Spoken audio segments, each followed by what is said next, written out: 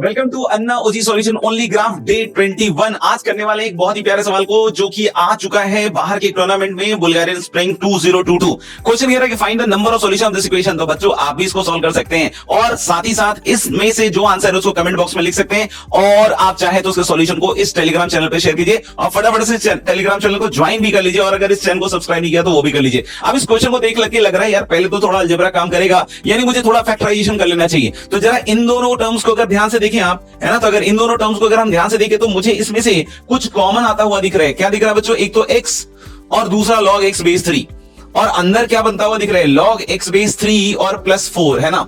और फिर ये जो लास्ट के दो टर्म्स हैं इसका भी फैक्टर मुझे दिख रहा है ना, log x base 3 +4 and log x base 3 -4 and that is equal to 0, क्योंकि a square minus B square वाले फंडे से टूटेगा। इन दोनों से कुछ कॉमन आ रहा है। log x base 3 +4 is common, take it common, take it common. तो log x बेस 3 +4 अगर कॉमन है तो अंदर बचेगा बच्चों x log x बेस 3, है ना, और प्लस log x बेस 3 -4। इस तरह का कुछ एक्सप्रेशन बन रहा है। तो देखो पहले फैक्टर से तो फटाफट से सॉल्यूशन आ जाएगा कि log x base 3 equal to -4, यानी कि x की वैल्यू आ जाएगी 3 रेज़ टू द पावर -4 यानी 1/81। लेकिन दूसरे वाले से कैसे निकाले भाई? दूसरे वाले से अगर कोशिश भी करोगे तो ऐसा लग रहा है कि log x base 3 into x+1 equal to 4। भाई ये तो ऐसा सॉल्व होने वाला नहीं है, यानी कि हमें ग्राफ पे चलना पड़ेगा। मतलब इस पार्ट को सॉल्व करने के लिए we must take help of the graph. तो हम देख सकते हैं कि log x बेस 3 का अगर ग्राफ बनाएंगे तो हम लोग बोल सकते हैं कि ग्राफ तो भैया इंक्रीजिंग ही आएगा।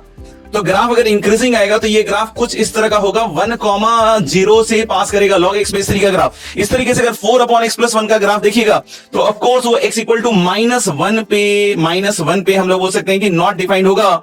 और 0 पे अगर मैं इसकी वैल्यू की बात करूं तो 0 पे देखो इसका डिफाइंड तो होगा नहीं, तो हम लोग बोलेंगे 0 के आगे ही हमें सोचना चाहिए, ठीक है। तो 0 पे करीब करीब ये वैल्यू कितने के बराबर लेने वाला है? 4। तो यानी कि ये इस तरीके से कुछ आएगा वैसे तो ग्राफ, है ना। और इंफिनिटी पे 0 की तरफ जाएगा, मतलब ये कहीं ना कहीं इधर की साइड एक बार इंटरसेक्ट करेगा और ये ग्रेटर देन 0 पे है। तो यानी कि हमारे पास 1 + 1 कितने सॉल्यूशन हो जाएंगे? 2 सॉल्यूशन हो जाएंगे। तो चलिए फिर मिलते हैं अगले वीडियो में, बाय।